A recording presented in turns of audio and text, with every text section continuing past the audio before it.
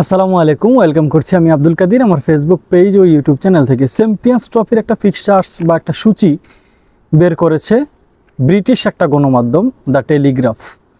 এখন সেই ব্রিটিশ গণমাধ্যমের সেই সূত্র অনুযায়ী বা তাদের প্রকাশিত সেই ফিক্সার্স বা সূচি অনুযায়ী বাংলাদেশের 3টা ম্যাচ দেখানো হয়েছে। প্রথম ম্যাচটা বাংলাদেশ খেলবে 20 তারিখে লাহোরে, সেটা হবে ভারতের বিপক্ষে, এবং 24 তারিখে বাংলাদেশ আরও একটা ম্যাচ খেলবে রাওয়ালপিন্ডিতে, সেটা পাকিস্তানের সাথে, এবং 27 তারিখে আবারও লাহোরে ফিরে আসবে বাংলাদেশ এবং সেইখানটায় তারা নিউজিল্যান্ডের বিপক্ষে খেলবে। এখন প্রশ্নের জায়গা হচ্ছে, এই যে শিডিউলটা করা হয়েছে, এই যে একটা সূচিপত্র তৈরি করা হয়েছে, যদি আইসিসি এটাকে অনুমোদন দেয় তবে এটা কি বাংলাদেশের জন্য কঠিন?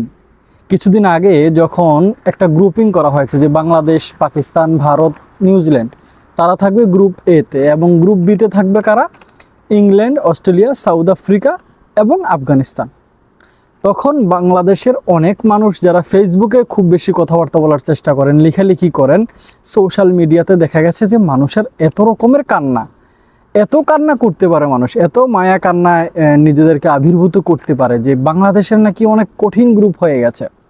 আপনি চ্যাম্পিয়ন্স ট্রফি খেলবেন, সেখানটায় টপ 8টা দলের ভিতরে আপনি একটা দল, এইখানটায় আপনি কোন গ্রুপে যেতে পারেন? আমি জানি খুবই কঠিন গ্রুপে বাংলাদেশ পড়ে গেছে, কিন্তু এর থেকে সহজ হওয়ার উপায় কি? এর থেকে সহজ হওয়ার তো কোনো উপায় নেই। ফুটবলে আমরা যেটা দেখে থাকি যে ফুটবলে হয়তো অনেক সময় লাইভ দেখানো হয়, লটারির মাধ্যমে গ্রুপগুলো নির্বাচন করা হয়, কিন্তু ক্রিকেটে তো এটা হয় না।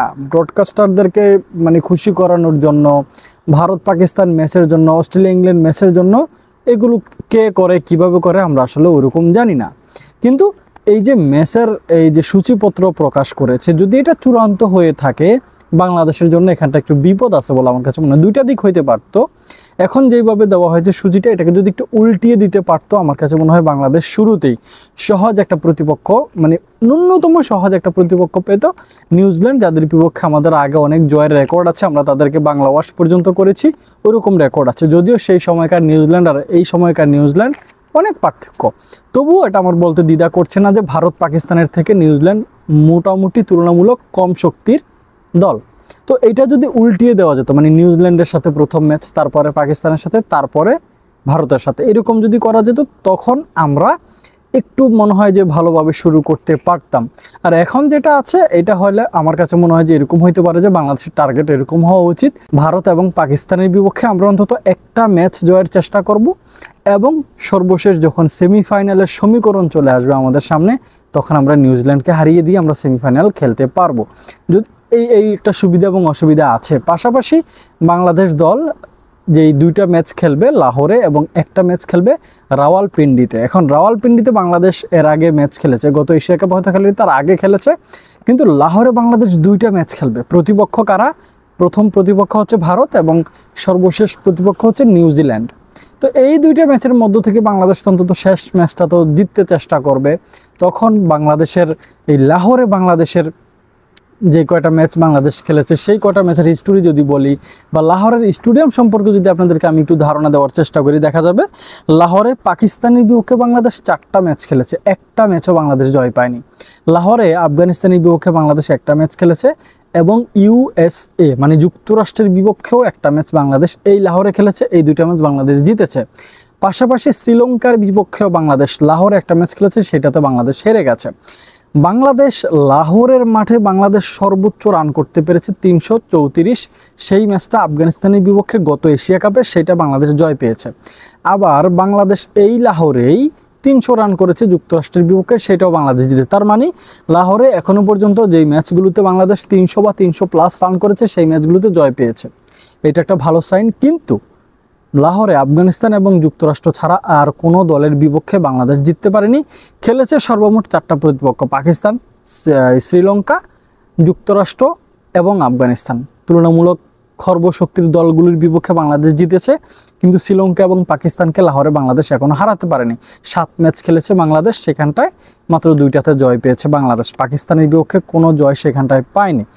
আপনাকে যদি লাহোরের গাদ্দাফি স্টেডিয়াম সম্পর্কে আমি যদি বলি, যে এই মাঠটায় বাংলাদেশ খেলবে 2টা ম্যাচ, সেই মাঠটায় আমরা আফগানিস্তানের বিপক্ষে যে ম্যাচটার কথা আমি কিছুক্ষণ আগেই বললাম যে আমরা 300+ বা 334 রান করতে পেরেছিলাম, সেখানটায় মেহেদী হাসান মিরাজ সেঞ্চুরি করেছিলেন ওপেনিং খেলতে নেমে, সেখানটায় নাজমুল শান্ত তিনিও সেঞ্চুরি করতে পেরেছিলেন।